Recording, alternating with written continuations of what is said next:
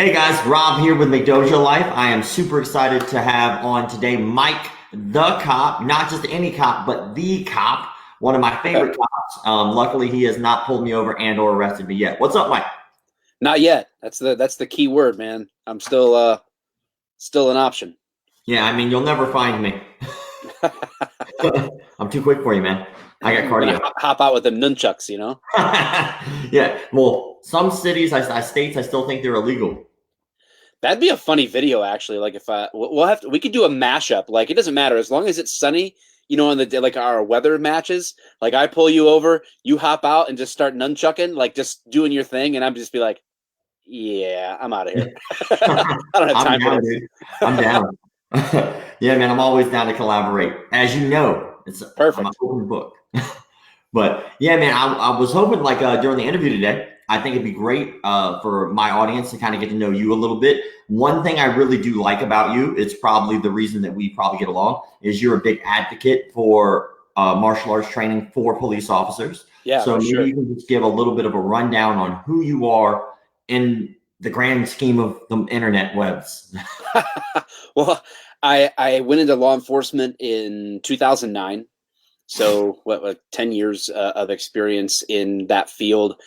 And somewhere along, I grew up doing martial arts, like Korean martial arts, Taekwondo, Tang Soo, Hapkido, like all the Korean sort of staples. And uh, I did a little bit of like Krav or something like that was what my department used. That was the first time I was exposed to that. So my first department had this Krav program.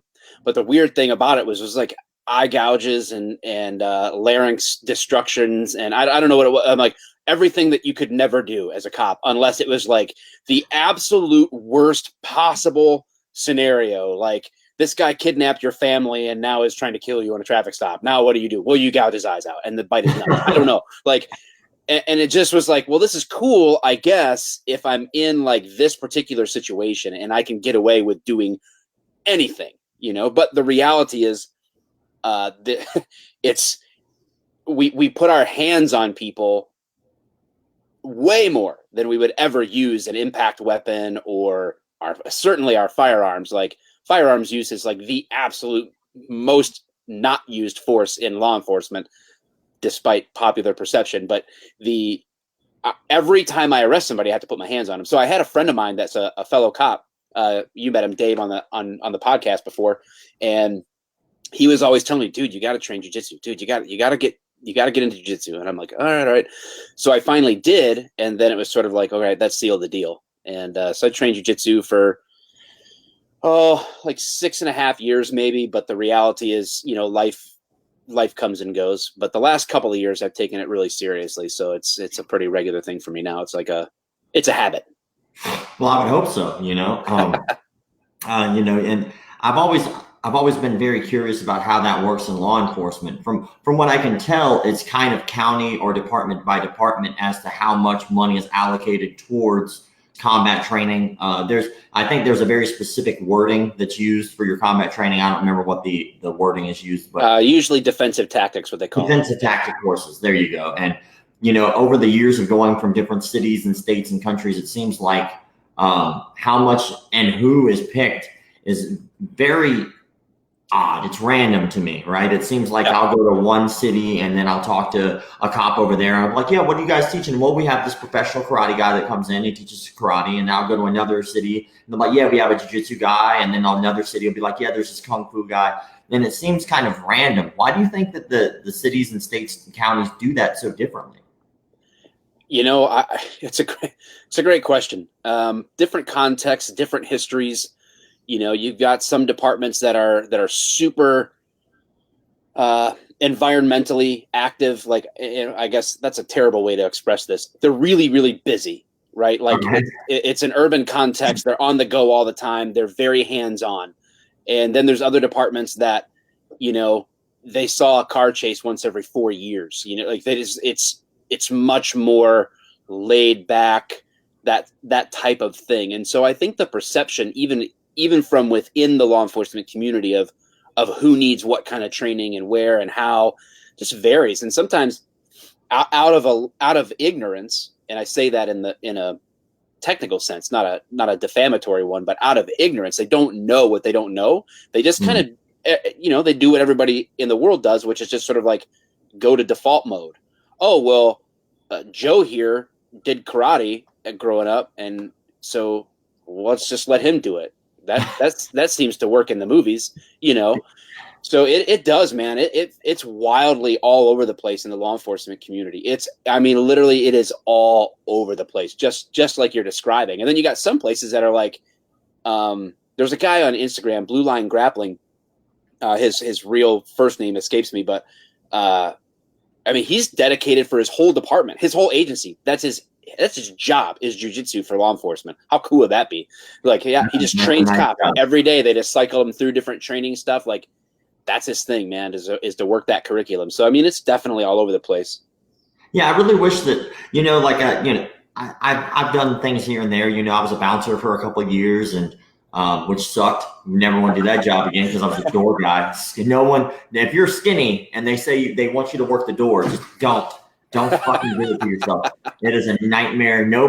Everybody who comes through sizes you up because you're the last line of defense after they kick the guy out of the bar. Because he's going to want to come back in. And you're like, oh, I got to deal with every problem that ever happens.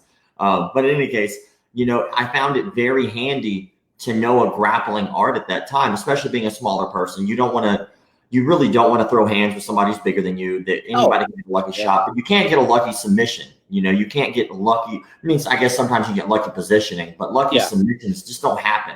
It's a very tactical thing to do to someone. So just out of your opinion, you've been a cop for, you said 8 years? About 10 years. 10 years. Okay. So you've been a cop for about 10 years. And during that time, I'm sure that you've had physical altercations with people. Yeah. I wouldn't say countless, but a whole shit ton. Yeah. Yeah. And then, so what would you like? Obviously you're training jiu-jitsu now, but is that the art that you would suggest people would learn if they were having to deal with the job that you're dealing with? 1,000,000%. Yeah, absolutely. And it's not even necessarily for primarily the reason a lot of people would think, which is technique, right? Like it's not even about that. There's very, very few things like you can't train like so many different things that may in their own right be effective, striking wise, or you just can't train 100% person on person, like literally flesh on flesh. Really train that at a maximum level in a safe way. So it for the law enforcement side of things, jiu-jitsu, Brazilian jiu-jitsu in particular, obviously, it allows you to have this full on as hard as you want to go type environment that can really push you to your limits and truly as close as possible simulate the idea of complete physical exhaustion or difficulty in overcoming, that type of physical obstacle.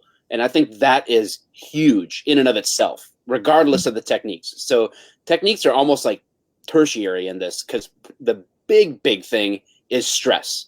Because what happens with the heart rate, and this isn't like mystical. It's like everything, the tunnel vision sets in. So whether the fight happens at the end of a pursuit and you're so like keyed in on this, your heart rate is super elevated, whatever is going on, every single faculty in your body diminishes the higher your heart rate goes.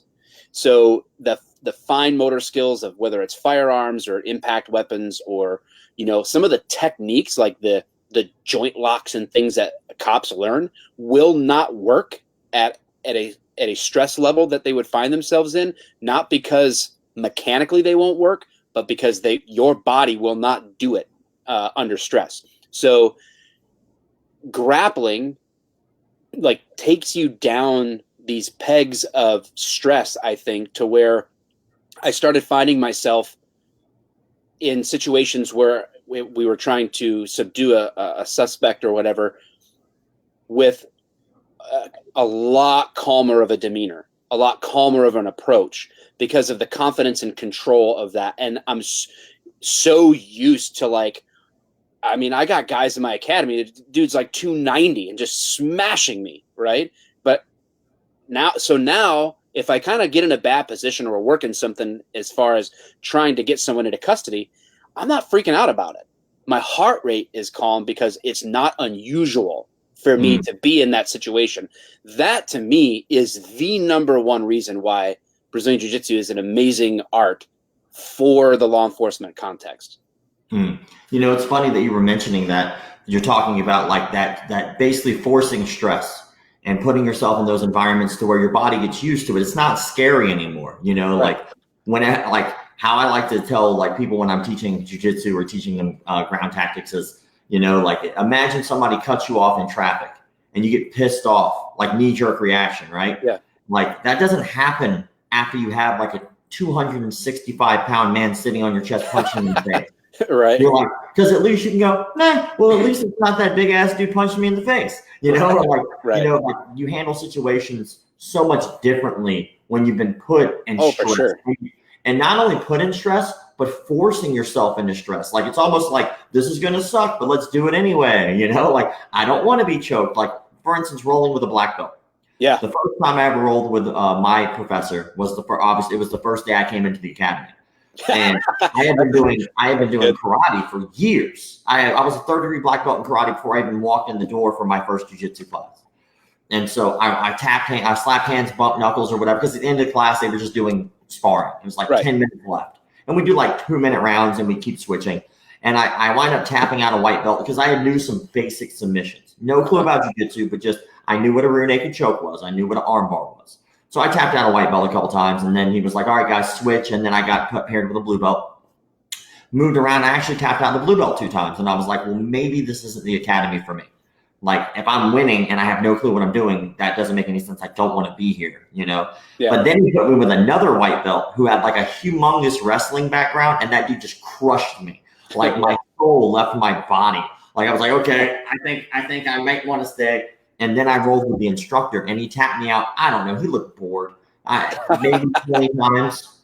Like, and he wasn't doing it to be a dick. I think he was doing it to humble me because I had already tapped out so many people before. He was like, look, those people are new. He basically could have been checking his cell phone while he was doing it. You know, just like, but it put me into a position where I went from being really confident to being stressed out because all of a sudden I realized I didn't know what I was doing.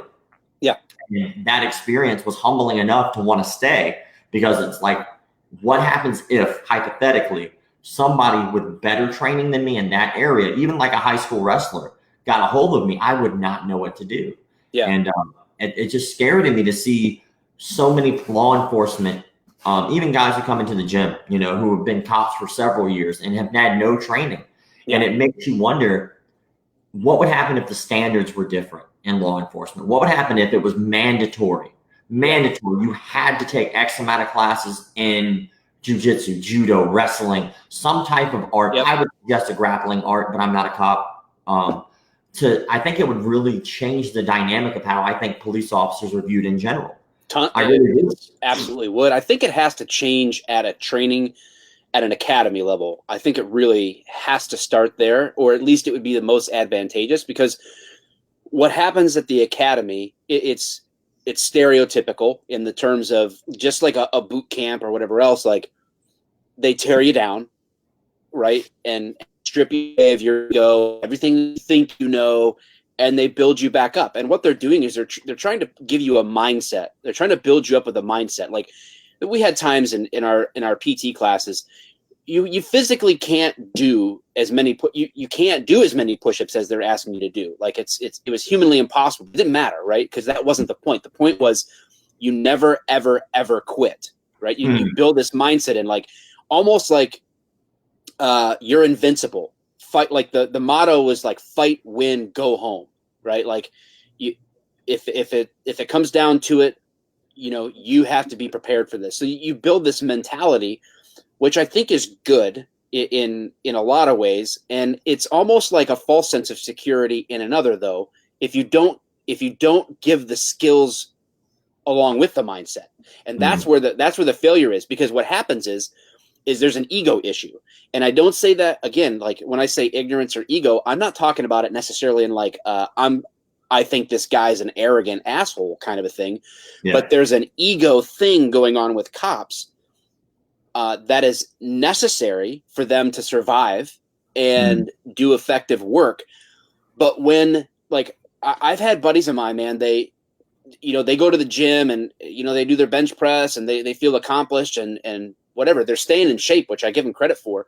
And they're like, hey, man, you got to come hang out on the mats, get them to open mat, get them to try a class.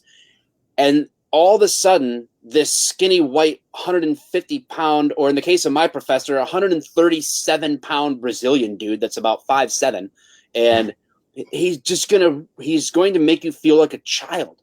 And it's like, wait a second, I'm supposed to be a winner, right? And that moment is tough for a lot of cops because they already went through this process of being torn down and built back up, and they don't want to go through it again. It's hard. Like you spend 6 months of your life in this academy and then another year of probation where you're getting trained on the job.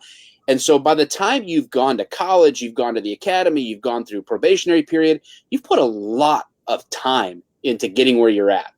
And then to be told, yeah, you got to kind of do this all over again to learn this skill. It's an ego issue. Yeah. But if they can hang through that early tough time, like you experience, like I experience, like anybody that comes in and it sucks. yeah, like embrace the suck, right? Like, and then, so if they can get through that, then they almost get to kind of like have a healthy ego, like one that's in place, in check, Now I have the confidence to fight, win, and go home, and the skill to do it. And that's where so I think it's got to go to the academy level. And I definitely think it should be mandatory. That's for sure. Some type of thing like that. We did 1 day of ground fighting in the academy out of the entire academy. Yeah, I've seen that a lot. And, I in no way do I want to be disrespectful to law enforcement because I appreciate everything. I honestly feel you guys get a bad rap, but I'm going to get into that in a second. But I appreciate law enforcement. I appreciate the military. I appreciate anybody who's a first responder who has to put themselves in harm's way to make sure that all of us can live our day-to-day life. That's kudos to anybody out there in the law enforcement. You guys have the balls to do what a lot of people don't have the balls to do, to be honest. It's a stressful job, and people, I think, really now, especially nowadays, attack law enforcement over and over and over again because the internet is a huge turd of an environment to live, right? Yeah. It's just a hot garbage fire. And then every once in a while, something good comes by. And then every once in a while, well, more than every once in a while, something horrific comes by and we get to witness it. And then everybody has their opinions and comments without ever being in a situation like that. It blows my mind how yes. a motive can come in and be like, oh, that cop didn't do his job right. Have you ever been in that kind of stressful environment, Steve? Yeah. Have you ever had 30 or 45 people screaming in your face with a camera saying they want to kill you while you're trying to defuse a traffic stop? Yeah. You know what I'm saying? Like, what kind of stress? And meanwhile, something else to add, maybe your buddy a month ago got shot and killed in a traffic stop. Sure. Yeah. So you have that in your head, and you have all these people who are adding to the stress. And then on top of that, you still have to do your job and remember the law and keep an eye out on the passenger who can't quite keep his hands in plain sight, and do all that and knowing that tomorrow it might be aired all over the internet and you might lose your job for doing your job. And that shit's infuriating to me. It's infuriating. Yeah. Like, I don't know. Obviously, not every police officer is going to do his job well. Fuck. Right. Not everybody at McDonald's does their job well either. And that's the best company in the fucking world, right? So number one, like McDonald's, Walmart, two of the biggest. I think there's been some dentists that have like knocked their patients out and have taken advantage of them too. So, but you probably still want your teeth cleaned. Yeah. So yeah, you're like recording with a cell phone, your dentist as you pass out. I'm watching you. I'm recording you. 5 people come in the room. Hey, what's up with those molars, man? I think doctors and dentists should all have body cams so they can't take advantage. Now, I do want to get into that a little bit, right? So I forgot who it was. I think, do you follow Mr. Jiu-Jitsu? Maybe. Doesn't like the Instagram title Mr. Jiu-Jitsu doesn't sound familiar, but Paul guy does jiu-jitsu.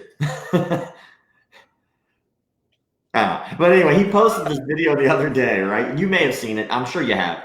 And obviously, just like every other one of these videos with police officers, the camera starts after things have started. So you don't get context as to how things were escalating. But whenever it does start, There's a giant mob of people. If I had to guess based off of the people that you could see in the video, I'd probably say there's at least 20 people standing around the area. All of them seem to have cameras on.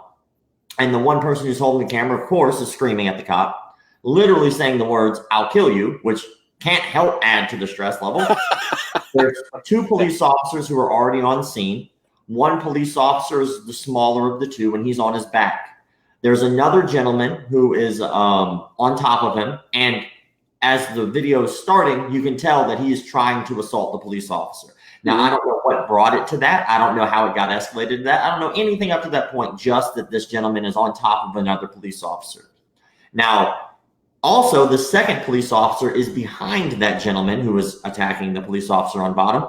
And he is, rather than using restraints like a rear naked choke or a Kimura or any type of the plethora of wrist locks and or arm locks or chokes you may learn in a jiu-jitsu class, he just is a huge Samoan guy, it seems, or he just eats steroids for lunch. I don't know. But he just hits the guy in the head over and over and over again. And the guy's hand is the size of the kid's head. Yeah. And I'm looking at this, and it's like, you know, he's laying on top of the police officer, but then the other police officer's laying on top of him.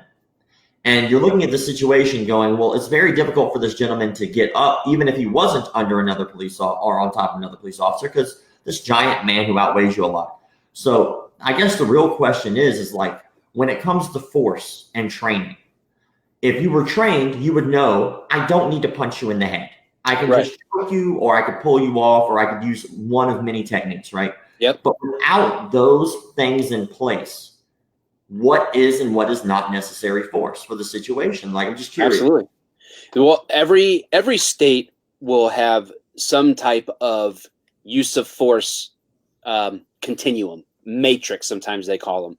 So it starts with like what they would call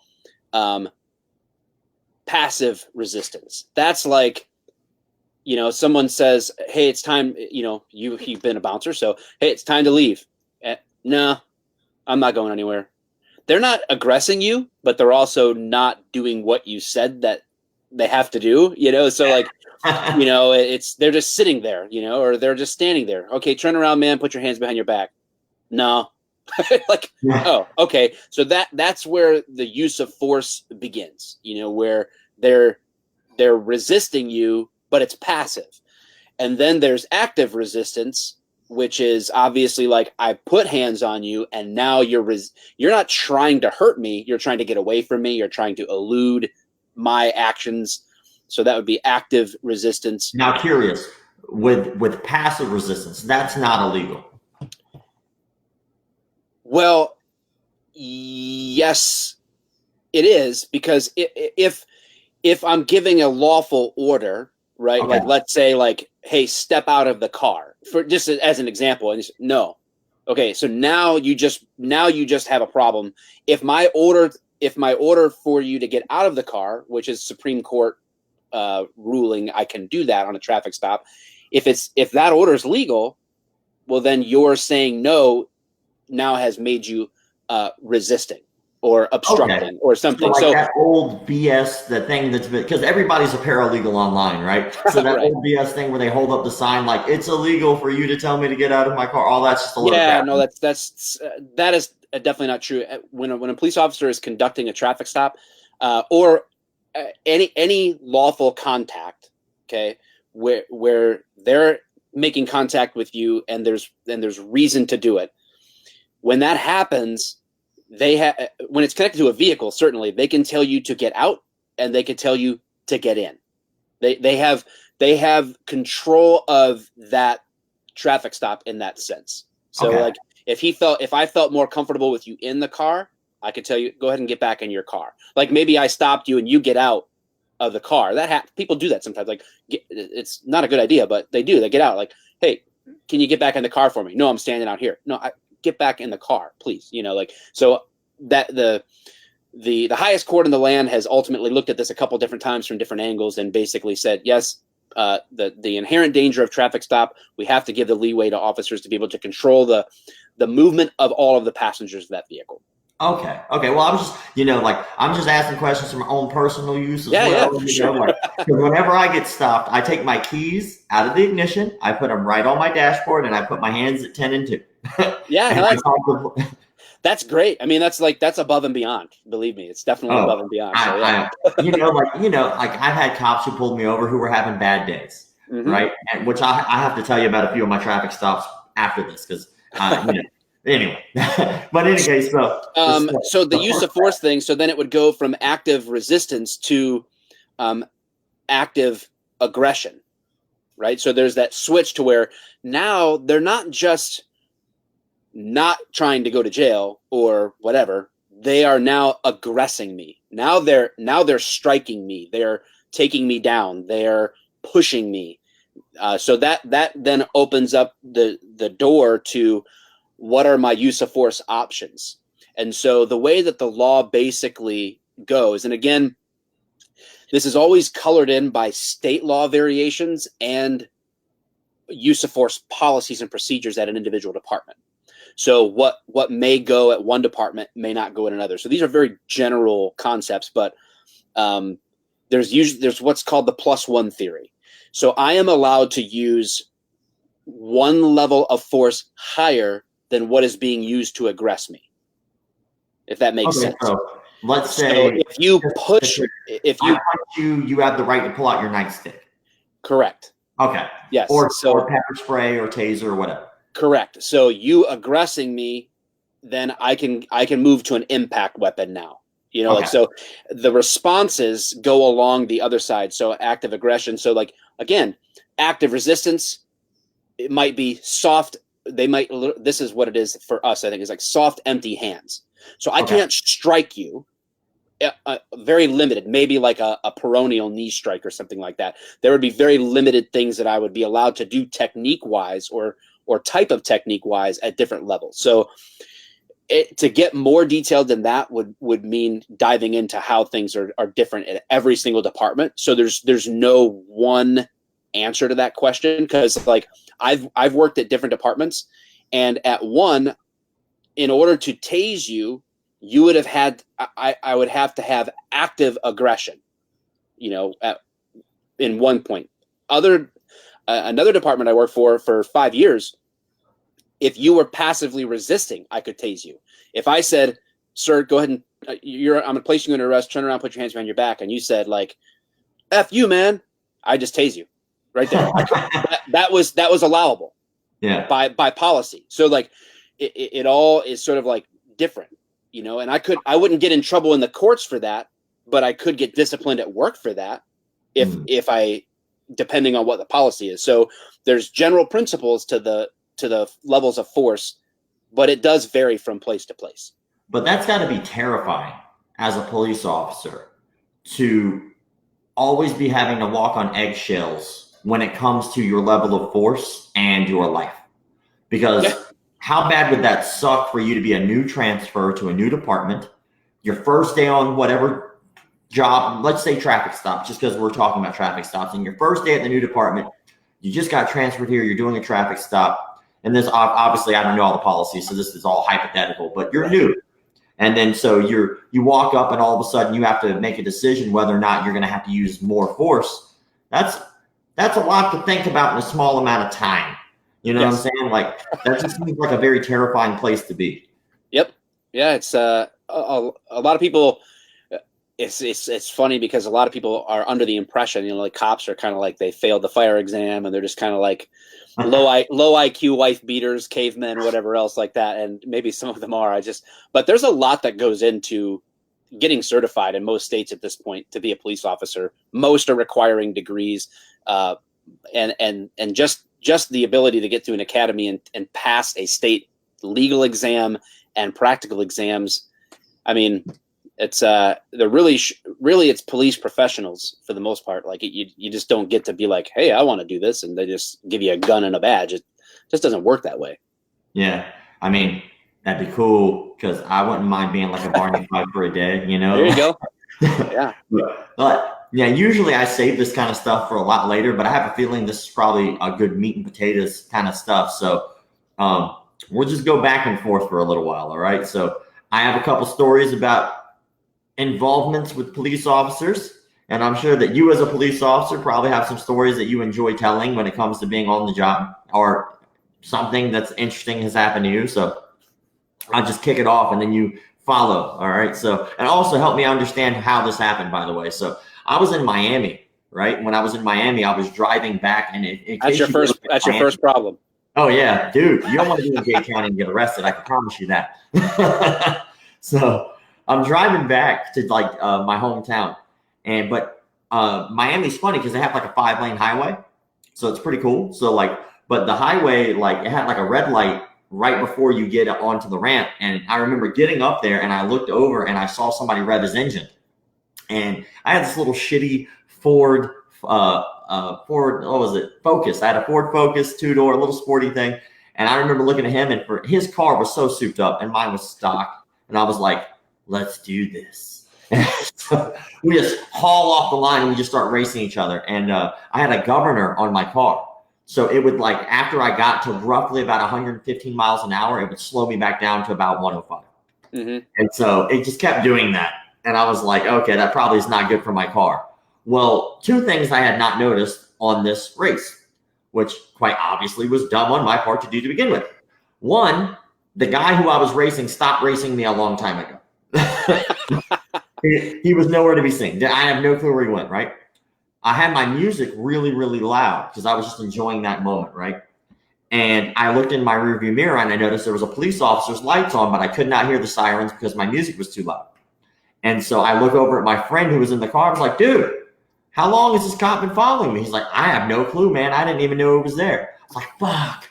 I was like, okay, I've made a huge mistake. So I slow down and I pull off to the side of the road and I park and I'm like, well, I'm going to jail. This is it. This is where Rob goes to Dade County and my story changes. Well, the cop was very upset. Very, very upset. So he got out of the car. He slams his door. He runs. I've never seen a cop run to a car before. But he runs to my car and he goes, get the fuck out of the car. And I was like, okay. I'm like 18 years old. So I'm terrified at this point. This cop is a monster of a police officer. You can tell he works out. All right. He takes care of himself. So I was like, yes, sir. So I get out of the car. He goes, I want you to sit your ass right there on the curb. And I was like, yes, sir. Well, like it wasn't the curb. It's like the grass area. He goes, sit your ass down. I go, okay, cool. And I sat down. Right. He goes, do you have anything illegal in the car? And I go, no. He goes, is there anything I need to know about in this car? He goes, do I have your, he asked me if he could search the car. I was like, search it, go for it, have fun. And so we searched in the vehicle and then he asked my friend to step out of the car as well. He puts us both sitting down beside the car or whatever. And he could tell, I know he could tell we're scared shitless. And I guess that was the point is because I found out that he was chasing us for, I don't know. He said he was chasing us long enough to where he saw me about to pull over, but that was the moment he was about to call the chopper because he thought it was a high-speed pursuit. And it was bad. So finally we're off to the side of the road and he asked me to stand up because I needed to stand up because I needed to give him my license and registration and all that. So I stand up and I get my license out of my pocket and I hand it to him and he's looking. He goes, is there anything in your trunk I need to know about? And I was like, no. He goes, can I look in there? And I was like, yeah, sure. So I open it up for him and he commands me to stand off to the side of the road again. And so the whole altercation, I can tell he's just pissed off. He is quite upset. And I know he was upset at me. I was going over 100 miles an hour on the highway. I was probably being chased for several minutes and I was not aware I was. But then his demeanor changed because I was standing on the side of the road and where he had me stand was an ant bed. I didn't know that. I didn't know. He was just like, stand over there. He didn't mean to do it on purpose. I'm just an idiot. Look at where I was standing. So I'm standing in this ant bed and all of a sudden they start crawling up my legs and shit. And I start getting fidgety. Is it like fire ants or these regular ants? Oh, these are fire ants. They were getting at me. And so like I was getting fidgety, but I was terrified to respond like I normally would because he was so pissed off. I was like, if I freak out right now, he might hit me with a taser. Right. I was like, because I've given him every reason to be antsy about me. I was speeding. He doesn't know why. So all of a sudden he starts seeing me fidget and he starts putting his hand on his taser. He goes, hey, what's going on? Everything okay? And like, I could tell he was just itching to hit me with that fucking taser.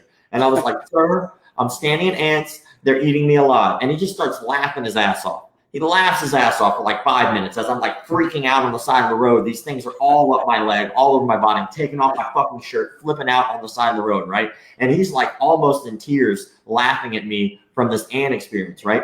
He winds up just giving me like the biggest ticket that you could possibly get. I think it was like over $300 or something like that, with like not having my seatbelt on, which I did, but I guess I was like not going to argue with him.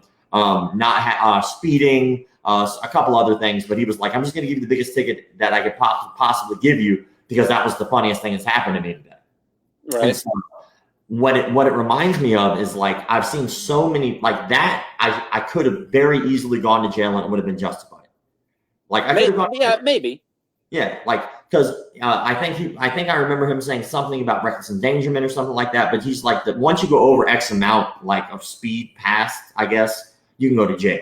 And so like, he had to chase me for a while, so we thought I was running, all kinds of factors. But it was funny because just because I complied, and you know the ant thing is funny, but just because I complied, he was kind of cool with that. So how often do you think people just get themselves into trouble for shit? Very often. Yeah, I mean, like, I think that's a major amount of people who, whether it's a ticket, because the issue is sometimes like when I pull people over for traffic stops, and one thing that I want to tell you about with the reaction of that cop, I'll talk about it after this, like with a little bit of like a story of learning. But gosh, I like almost like lost my place, but shit, I literally just like spaced out. What I was saying was like, when I pull people over, it's a lot of times newer cops don't necessarily get this, right? But like the point of me making a traffic stop is so that the behavior, whether it's, you know, blowing through a stop sign in a school zone, or, you know, excessive speed, whatever it is, like if I stop, the goal of that traffic stop is not a ticket, right? It shouldn't be. That's not the goal. The goal is that you don't do that anymore. That's the goal. Sometimes a ticket is a way to put that sort of like something on your shoulders that you're like, oh crap, like I'm not going to do that anymore because that taught me my lesson. Sometimes, and you just kind of like learn in the process of how people are acting toward you, what your response is going to be. Yeah. My goal when I stop you, like for an example, of rolling a stop sign in a school zone, I would say like, hey, you know, the reason I stopped you is for rolling the stop sign. You know, didn't come to a complete stop, and school's letting out, you know, whatever else. Yeah, I did. Guess what? Promise you, I'm writing you that ticket. Promise you, because you're just like straight lying to my face. Like, and so my conversation with you, me stopping you to get you to maybe think about, you know what, coming to a stop is really beneficial around kids in a car. Yeah. You know, like if you're refusing to acknowledge that, like, okay, well, that you're leaving me the only choice to teach you this lesson in the capacity of my job is a ticket. Yeah. Now, on the other hand, if I say, you know, the reason I stopped you is you didn't come to a complete stop at the stop sign. It's, you know, school's letting out. It's especially important at this time of day. And all of a sudden it's like, you're right. You know, I'm late for whatever. And I just, whatever the excuse is, doesn't really matter. But at least you acknowledge, like, I did it. And a lot of people think I'm not admitting to doing it because the cop's just trying to trap me into admitting it so that I can't ever get out of it. That's ridiculous, actually. I mean, like, that's not. I have more important things to do than to trap people in their stories on traffic stops. Like, I have a lot more going on in my life than that. So it's kind of silly. It's kind of like well, cops always drive through red lights. Dude, I got 8 square miles that I am stuck in for 12 hours. I'm not trying to get anywhere faster, you moron. Like, I have a reason I'm doing this. Like, you might not understand it, but it doesn't make it not true. So I guess I say, like, the example there is people definitely talk themselves into tickets and into being in further trouble than they might be, because they decide that for whatever reason, today is not the day that they want to be honest about their behavior or mistakes or whatever else, you know?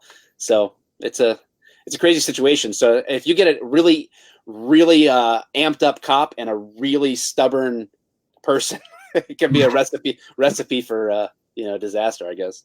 Yeah, I mean, and I think that a lot of people forget that cops are people. They're people. You're Yeah. fucking people. I don't care how much training you have. Shit, look at the highest ranking people in our government, and they have good days and bad days. Like it doesn't matter. You're not a superhero. Right. You make mistakes, you fuck up. Like that happens. But at the same time, it's so much easier, from what I would imagine, for you to do your job if me being the person who you may be pulling over isn't a humongous dick. Like, oh, I admit I have made a mistake. I am sorry. Oh, well, cool. High five to you. Have a good day. Don't do it anymore. I've had that happen plenty of times. Sure. Plenty of times. And, it just baffles me how so many people can talk themselves into stuff. And like we were talking about the Wild Wild West being like, or the internet being like the Wild Wild West of like people's thoughts, comments, and opinions. Well, it's also the Wild Wild West of misinformation. So you see so many people trying to be some type of law expert, I guess you could say, when it's so much easier for you just, hey man, I'm sorry, I made a mistake. Just admit your shit and move on with the day. No one wants to sit here and argue with you or bash your window out and have to pull you out of a car because you don't want to open your door because you feel entitled to some type of treatment that you're not getting any different than anyone else on the planet. Right. It baffles me. So in your experience, on the police force, 10 years, like that's a decade, dude. That's a long time. What would you say is probably like an issue that probably comes up the most as a police officer that you wish people would just be more aware of so you didn't have to deal with stupid bullshit? Well, that's just it. Like, I don't want to deal with stupid bullshit. That'd be great. That'd be awesome. Like, I think it's crazy in this culture that's perceived as like big cop haters that people call the cops for a lot of stupid stuff. I think that would be really great. And the problem I see, there's a lot more politics that goes into the leadership of policing than people realize sometimes. Like, it's not like your city is hiring a police department that's like, oh, these police guys have a really good rep. Let's use them. Like, it's not a contract. It's like your city employees and the mayor or the city council or whatever, they hire police admin that are not unionized. They're like political bosses, right? Yeah. And there's a lot that goes into that. And so one of the greatest problems right now is the political placating that's going on in communities, because it's changing the nature of policing.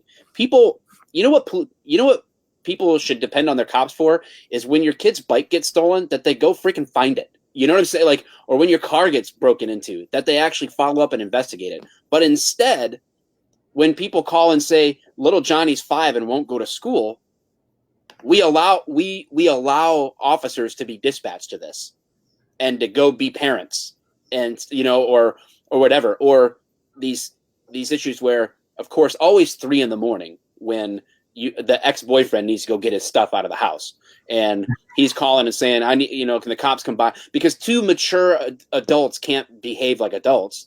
We have to go stand there at 3 a.m. So instead of being on your street that has had break-ins lately, I'm standing there dealing with Bob and Linda, who can't act like 42-year-olds, like, it's terrible. So but you can't, I guess it's just people, it's humanity. Yeah. So that'd be great if cops could just if they could actually just enforce laws instead of wear so many different hats that we're expected to wear these days. Yeah, that's kind of ridiculous, dude. I guess because I'm not in that profession, that I never would have thought about little stupid shit like that. But I guess, in each city, I guess there's only X amount of cops. And right. There's probably way more fucking problems than there are cops.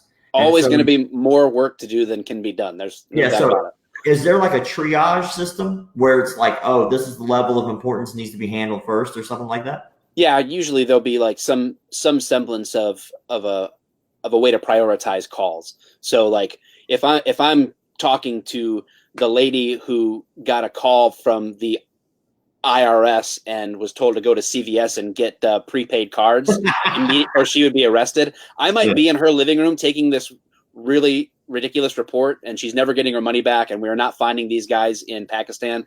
And I'm just going through the motions and writing this report, and then a kid gets hit by a car down the street or, you know, across the city.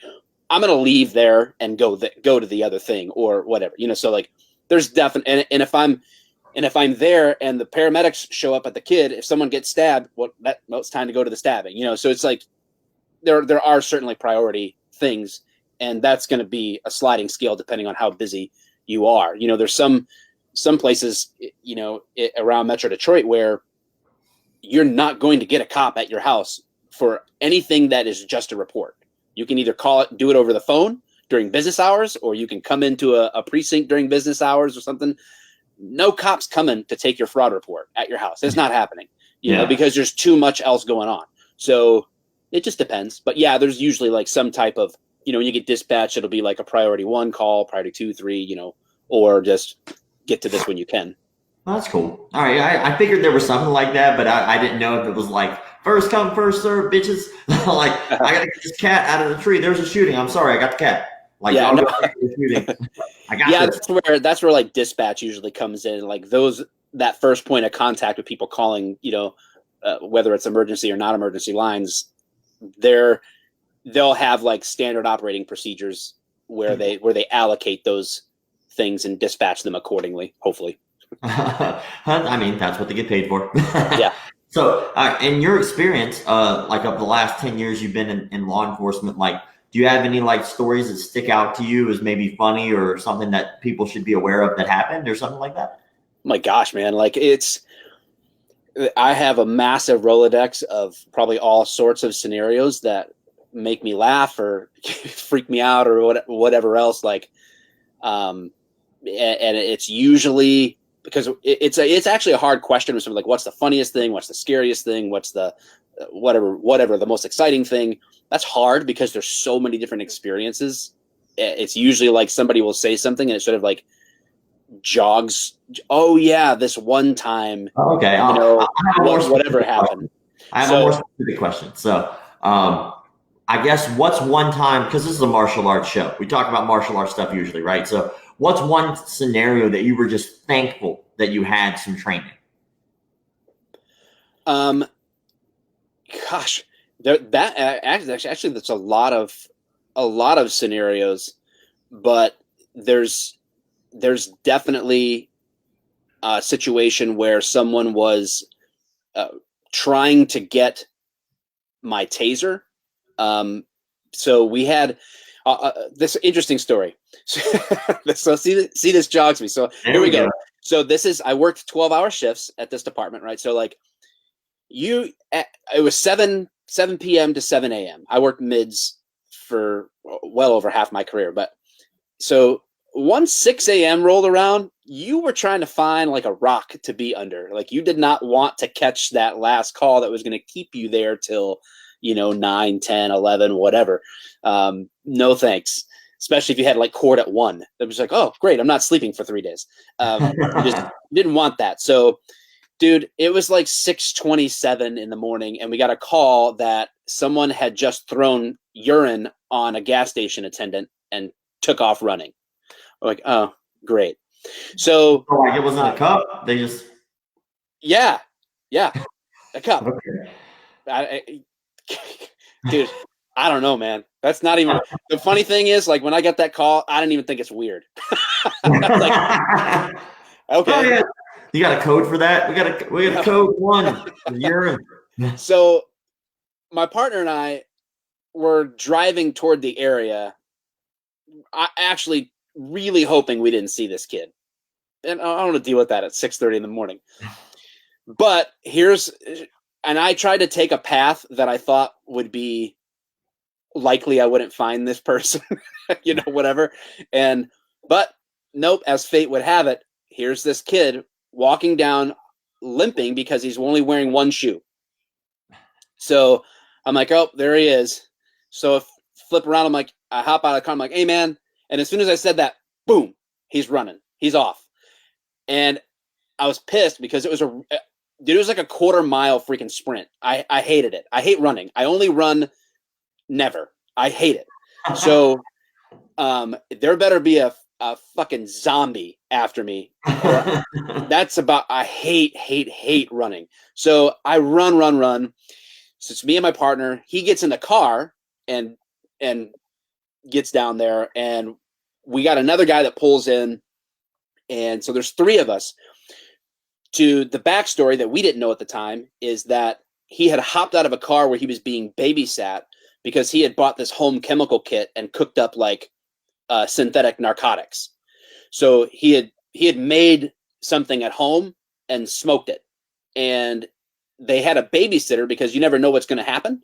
And he just like jumped out of the car, and his buddies just left him. So he took a piss in a cup and threw it on the attendant. He's just out of his mind. Yeah. And nothing was working, dude. Nothing. So then he's aggressing us. And it was a huge lesson, because even though he was like outrageously strong, like, dude, it was like that crazy strength, right? Like he's like 150 some pounds, but he felt like impossible to defeat, you know, like the boss at the end of the level. Didn't matter how many times you punched him. No strikes were working. But what was crazy was that leverage worked. I finally was able to like get in a position where it felt so easy, like where like a Kimura position, which is still like my favorite law enforcement like position. It's so versatile. And all of a sudden, like just putting the pressure on and moving that arm, no matter how much he was able to take from strikes. But he was trying to get my partners and my tasers off of our belts, you know. Next thing could have been a gun, whatever else. So, you know, everything kind of goes into play when it's like this big fight. And then into cuffs. You know, the kid was actually really apologetic the next day. Had no clue what had happened. No clue. But yeah, I was super thankful that, I mean, where does that end, right? If you don't know anything and you've exhausted your knuckles to...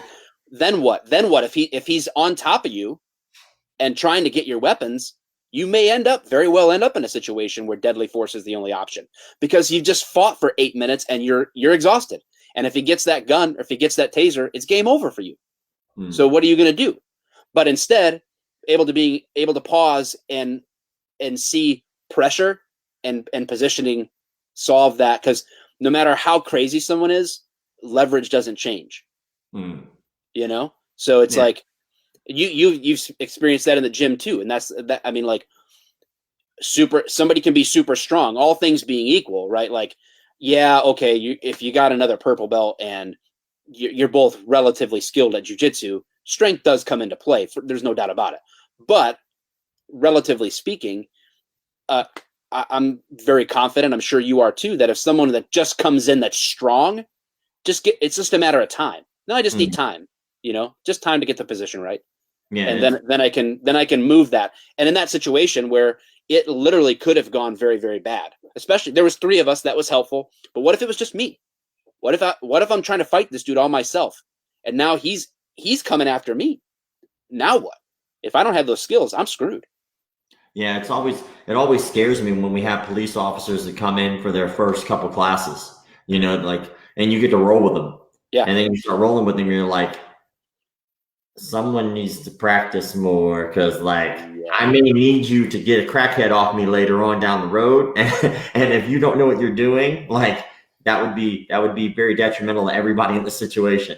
I do have to say, I do appreciate what you do for the police officing community. I think for what you do with the law enforcement community as an advocate for Brazilian Jiu-Jitsu, for martial arts, to try to make sure that people are aware that it's a skill that they should have, is huge. I wish there were more people in the law enforcement community that were advocating it. I have seen people who go the opposite way, who just don't seem to give a shit, which blows my mind, because I guess that's the ego thing you were talking about. You know, it's like, I've already done all this training. I know it all. No, the fuck no. Because until you've gotten a hold of, like, let's say a drunk Brazilian Jiu-Jitsu brown belt who's also a dick and he wants to hurt you, you don't know shit, because that's going to suck. That's going to suck real bad. You know, like there are people like that. We had a guy, he was in town, huge asshole, Brazilian Jiu-Jitsu black belt. He was just the biggest prick ever. And he was always in trouble with the law. He had his own martial arts studio for a while. He's basically the complete opposite of what I would consider a martial artist. Right. But yeah. he was very talented, unfortunately. Why do all the assholes get the talent? But man, I saw him beat the living shit out of I think it was like 3 or 4 bouncers at a club one time. Just fucking hurt him bad, just for the sake of doing it. He went to jail because he didn't fight the cop, but he definitely hurt the bouncers. And in my head, I'm going like, it's your job. Your job is to handle physical altercations pretty much every night. Because when I was a bouncer, the shit happened almost every night. Yeah. Even one little one, you know, like if you know what you're doing, it stays little. If you don't know what you're doing, it becomes a big problem. So I really hope that more people do jump on that bandwagon. I don't give a shit what the art is. It could be judo, jiu-jitsu, wrestling, any of that stuff. Any grappling art, I think, is going to be huge. Yeah. Really beneficial. Now, for sure. Before we wrap up here a little bit, you know, I always ask 1 or 2 questions, but I always ask about stories from the dojo. It's stuff that no one would ever know ever happened. They're my favorite stories. You know, most of the time I interview like fighters and stuff like that, but you know, you've been for a while now. So I have to imagine you probably have at least one story from the dojo where you're like, that was kind of cool or that was kind of amusing. So anything come to mind? You know, no, I don't know. I'm trying to think of like any beautiful experience. I do like, I've had a lot of good times in there. A lot of corny, weird times. Like normally I would never want to be chest to chest with a sweaty dude. And, you know, it's always fun. Like my buddy Dave, when I roll with him, like rub his chest in my face when he's, you know, he's a black belt now. And he just like completely controls everything that I'm doing 5 steps ahead of time. And then just like rubs his stupid chest in my face and tells me to, you know, he'll be like, shh, just let it happen, you know. That is great. You can't find that kind of camaraderie elsewhere. It's like, it's actually really, I think good academy vibes like are actually really close to like, sort of like that law enforcement, sort of like brotherhood, you know, you kind of like really become family. So I don't know. I've had nothing really crazy ever happen. Other, you know, like I've never seen anybody like, I had a guy like not break my ankle, but sprained my ankle before being a douche. Like he was like a MMA guy and not what I would call a martial artist. Yeah. And just freaking like those guys that treat like rolling at the end of class like it's the world's like the last minute of the world's and they're down by an advantage or something, you know, like all of a sudden, man, it just like smashing me, like pushing me back, and it snapped my ankle and took me out of training for a couple of months, and it sucked. So yeah, I hate those people, man. But usually all my experiences are positive, man. Yeah, most of the stuff I've had happen to me. Like, well, then again, I think that when I was coming up, because I started so young, because for me it's been 22 years, so I've been doing in the game for a long time. And back in the day when I had started, like UFC wasn't what it is now. So people's knowledge of jiu-jitsu, because back in the day, the highest belt we had in jiu-jitsu here where I live was a blue belt. And that was like, oh my God, there's a blue belt here. But back in the day, that's, you know, regular training was still kind of like the Wild Wild West, I guess you could say. People still openly did dojo challenges. Yeah. Or like one studio would be like, I'm going to meet you at your school and I'll bring my students. As a matter of fact, it was the first week I ever trained. The first week I was ever training, I walked because there was a tournament the weekend before, and my instructor at the time and another Wing Chun instructor, because I had a karate instructor, they were like play sparring, like just dicking around at a tournament. They weren't even competing at the time. They were just off to the side practicing and learning from each other. And then their egos got involved and they got pissed off at each other. And then my instructor was like, oh yeah, well, you should bring your guys over to my school and we'll have a sparring session.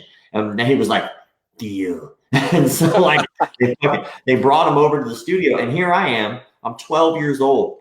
This is class 4 for me because I did every day as soon as I started. I had started on the Monday, and here we are on Thursday. And then I show up, and nobody's there for the regular classes.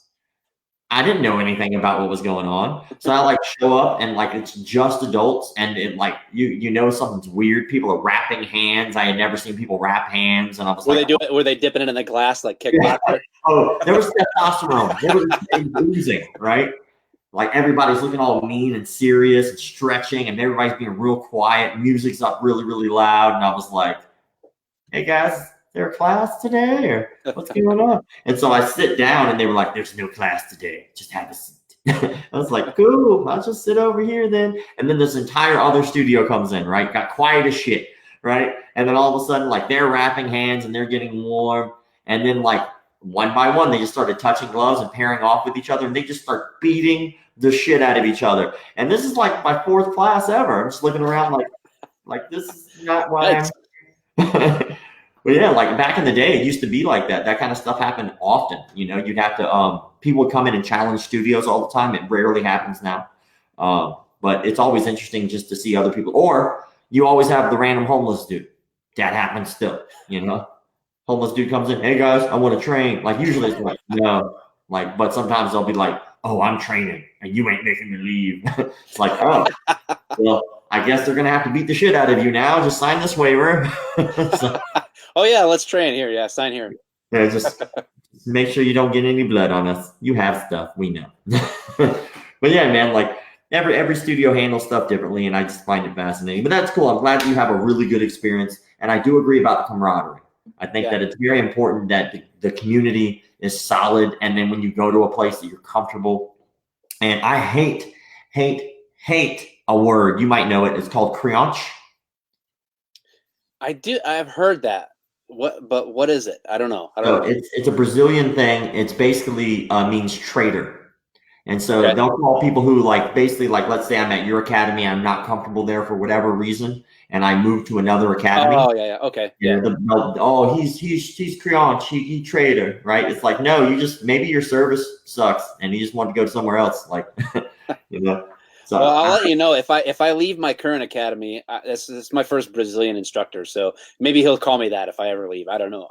You know, I've always had just regular old English speakers, but that mindset's there. Like, hey, like I had an instructor get really mad that I was like, I'm like, hey, my buddy is teaching now. He's got his couple of day classes, and you know, I'm going to take a chance like for a few months to go train there. Like I'm going to train at this academy for the next few months. So like to put my membership on pause here. I'm going to go over here and just like, I have an opportunity to train with my buddy for 6 months and do that. He's like, oh, it was a big deal, you know, like why this like sort of like competitive nature among it. You know, I'm very interested in drama-free jujitsu. I just like, I want to learn the art and enjoy the process, and I just like try to go around the nonsense, you know, of the academy. And I hope that everybody who's coming up in ranks, the guys who were just getting their black belts or the guys who haven't gotten their black belts, shit, even if there's a white belt out there that listens to this, like stay away from that bullshit. That's a perpetuated cycle by small people. Like it's almost like exactly what you stand against. Yeah, you know, that's called a cult. It is a cult. It's a fucking cult. Like, try being me walking into any academy ever and not have to deal with some type of an issue. It's like impossible. I walk in, I'm like, hey guys, you know, I'm in town. I just want to train. And they're like, you think we're a fake dojo? Like, dude, no, there's no camera. I just want to train. Okay, sign the waiver. I'm like, oh, this is going to suck. But I signed the waiver anyway. You know, or they won't let me train at the academy, which also sucks. Like, oh man, I heard your academy's great. I have friends who are in town or whatever. And they're like, yeah, well, your friend's not here right now. We don't trust you, so you can't train here. It's like, dude, like, what is there to hide from this guy? The skinny little white dude. Like, I'm not that scary. I'm mediocre at jiu-jitsu. Like, I just want to train, you know? Yeah. But I hate the drama. But in any case, before we head out of here, one, I appreciate you. A lot of insight about police officing. I guess you could say.